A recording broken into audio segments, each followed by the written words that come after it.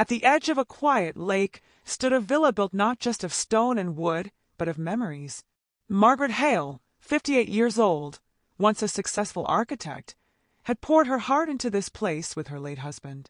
Every corner of the house carried echoes of their shared life, the laughter, the long conversations at sunset, the comfort of building something lasting together. After his passing, the villa became more than a retreat. It was her sanctuary, her connection to the man she had loved.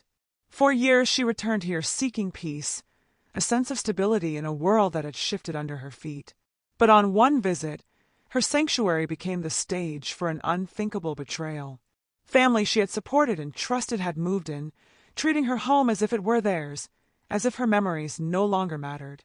What she expected to be a refuge had suddenly turned into a battlefield over dignity, boundaries, and legacy. Margaret had spent the entire drive imagining the peace that awaited her. The 3-hour trip from the city was long, but it was worth it every time she caught her first glimpse of the still waters of Lake Haven. This house had always been her safe place, a retreat away from the noise of the world, a place where she could breathe freely and feel close to her late husband. But the moment she arrived, that calm vision shattered. Instead of finding solitude, she was met with an image that would stay etched in her mind forever. Her daughter, Emily, was lounging casually, as though the villa belonged to her.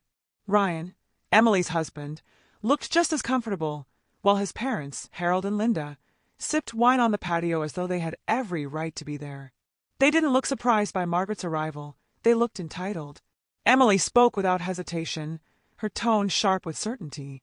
She claimed her mother rarely used the villa, and that it would make more sense for the younger couple, and by extension, Ryan's family, to take it over.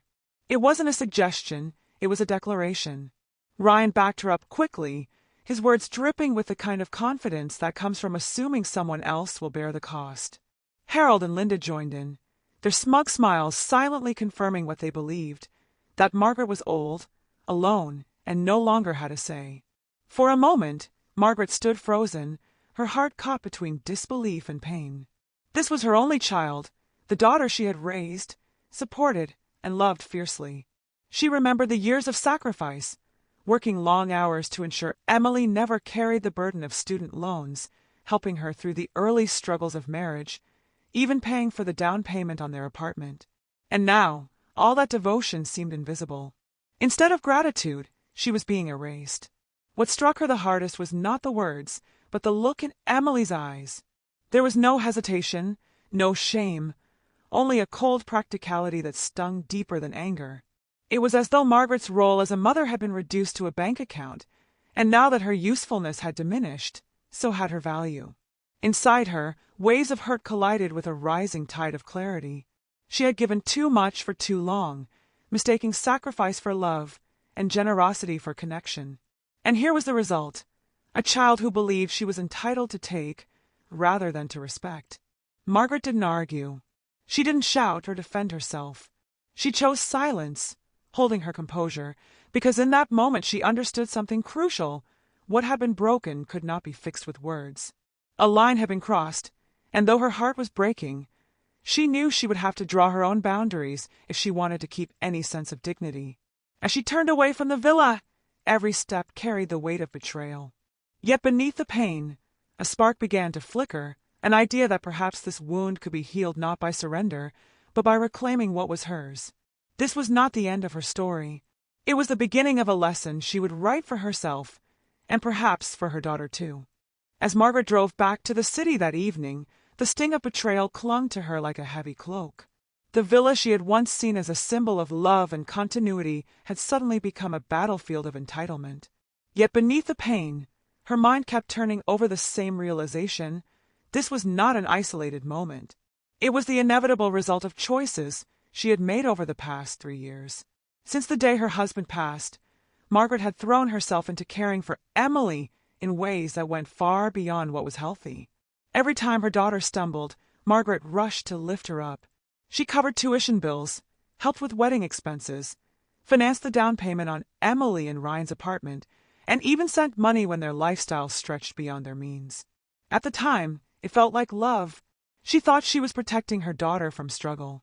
But now, standing in the wake of her daughter's audacity, Margaret saw it differently. She hadn't just offered support.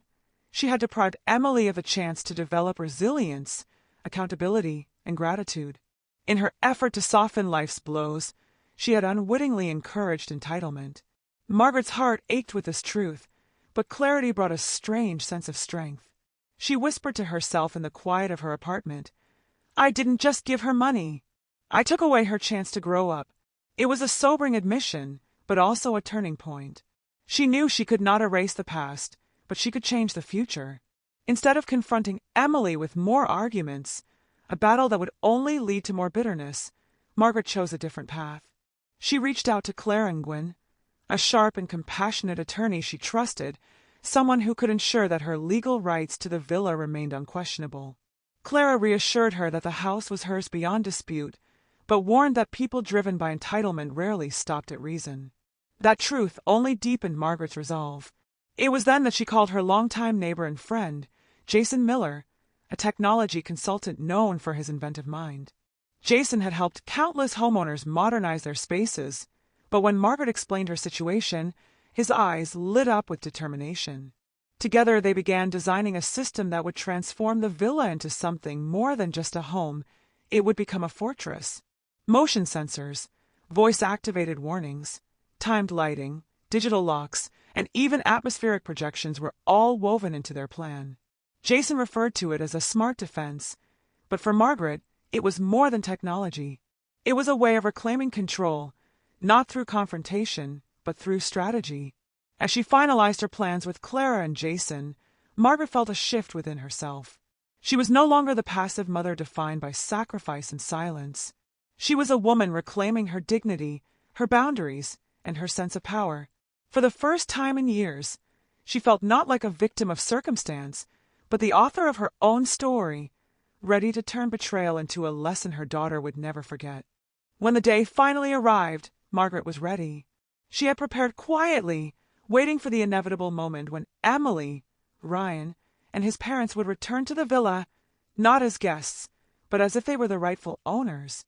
They came armed with boxes, bags, and an air of permanence, their expressions confident, almost smug, as they crossed the threshold.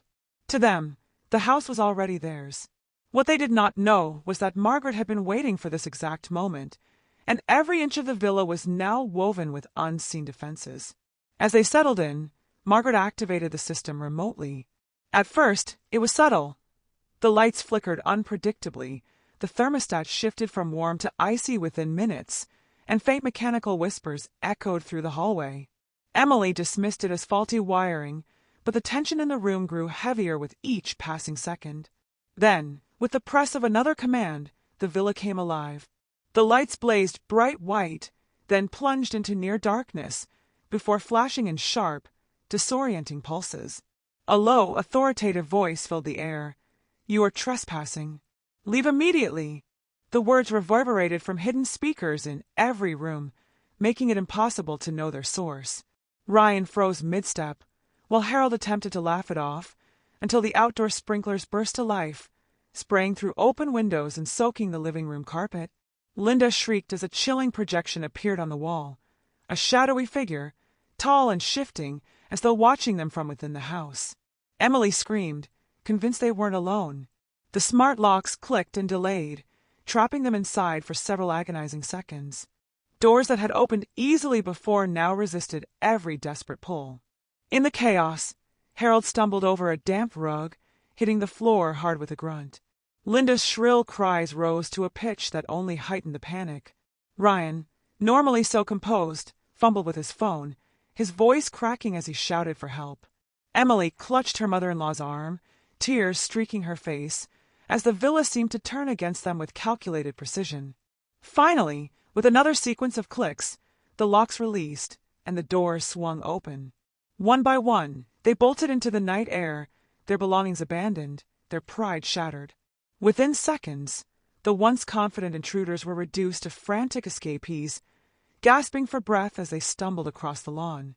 When the police arrived, summoned by their frantic calls, the house sat calm and quiet, as though nothing unusual had occurred.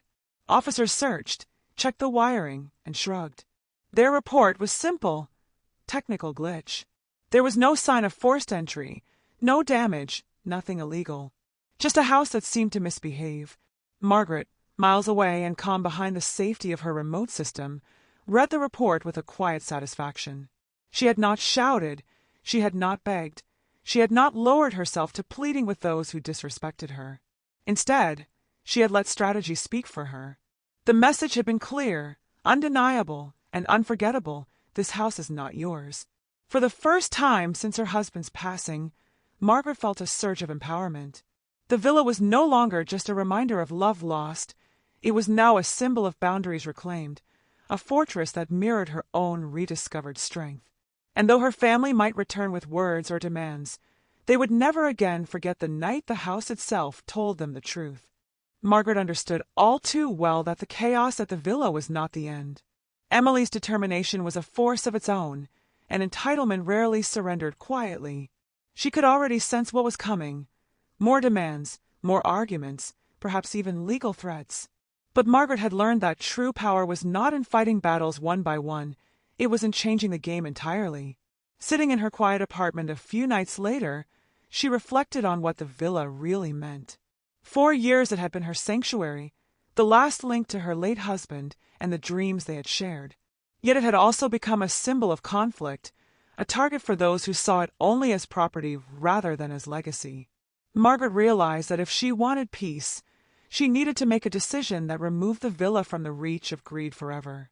That was when she remembered the Healing Waters Foundation, a nonprofit retreat program for veterans who carried invisible wounds from their service. Her husband, who had once served in the Navy, had always admired their mission. He had spoken often about how such places gave hope and dignity to those who had given so much. The idea came to Margaret like a quiet light in the darkness. The villa could become more than a private sanctuary. It could become a place of healing for others. With resolve firm in her heart, Margaret called Clara Nguyen, her attorney. She explained her plan in clear terms. She wanted the villa transferred entirely to Healing Waters Foundation, with the only condition being that she retain the right to visit whenever she wished. Clara was surprised at first, but quickly recognized the brilliance of the move. Within 72 hours, the paperwork was drawn, reviewed, and finalized. By law, the villa no longer belonged to Margaret or to Emily. It now belonged to something bigger, a mission of compassion and renewal. When Emily learned of the decision, her anger boiled over. She threatened lawsuits, accused her mother of betrayal, and even insisted that the foundation's gift was invalid. Margaret listened calmly, then responded with the truth that left Emily speechless. This house doesn't belong to me anymore. It belongs to a cause bigger than all of us.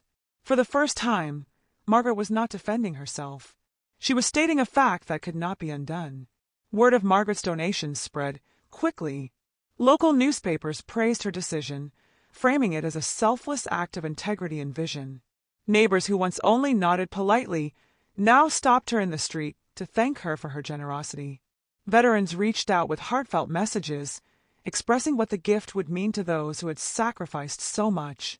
Margaret, who had once felt isolated and diminished, now found herself lifted by the respect and gratitude of a community.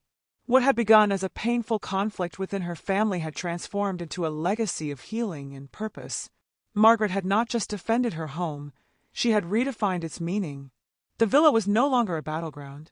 It was a sanctuary once more, only now it was a sanctuary for many. And in that choice, she had freed herself not only from her daughter's demands but from the weight of the past. Weeks after the transfer was complete, and the villa had officially become the property of the Healing Waters Foundation, Margaret received a knock at her door. Standing there was Emily. Her posture was different this time, less defiant, less sure of herself. The confidence that had once carried an edge of entitlement was gone, replaced by a vulnerability Margaret had not seen in years. Emily's eyes filled with tears as she confessed that she had been selfish, that she had taken her mother's love for granted and mistaken generosity for obligation. Margaret listened quietly, letting her daughter's words flow. She felt the familiar pull of maternal instinct, the desire to embrace and forgive without hesitation. But she also remembered the pain, the betrayal, and the years of enabling that had led to this point. Love was not in question. She had always loved Emily. What was in question was how that love should look moving forward. With a calm voice, steady and unyielding, Margaret told her daughter, "I'll always love you, but love doesn't mean enabling. Grow up first, then come back." It was not rejection, but it was a boundary. For the first time in her life, Margaret was offering Emily not comfort, but responsibility. That evening, Margaret drove once more to Lake Haven. The villa no longer belonged to her, yet she still had the right to visit whenever she wished. As she sat by the water, watching the sun lower itself into the lake's mirrored surface, she felt her late husband's presence. She could almost hear his voice, warm and steady, reminding her that strength does not always roar. Sometimes it whispers in the form of quiet choices, patient strategies, and sacrifices made for something larger than oneself. The house behind her now stood as more than just a structure. It was a living gift, a sanctuary that would serve veterans searching for peace and renewal. Knowing that others would find healing in the same space that had once sheltered her gave Margaret a profound sense of fulfillment. It was no longer just a refuge. It was a legacy of love, shared with those who truly needed it. Margaret's journey offered more than just the resolution of a family dispute. It carried lessons that stretched far beyond her story. Family boundaries are essential. Love does not mean surrendering oneself to endless sacrifice or tolerating disrespect. Strategic strength can outweigh confrontation. Margaret had not won by shouting or fighting, but by using patience and intelligence. And perhaps the deepest lesson of all was about legacy. Wealth and property are temporary, but when used with intention, they can become a source of meaning for generations. As the last light of day reflected across the lake, Margaret smiled. She had lost a battle with her daughter, but she had gained something greater: peace of mind, dignity restored, and the knowledge that the villa was exactly where it was meant to be. In choosing to stand firm, she had written the final chapter not in anger, but in purpose. And with that, she finally felt free.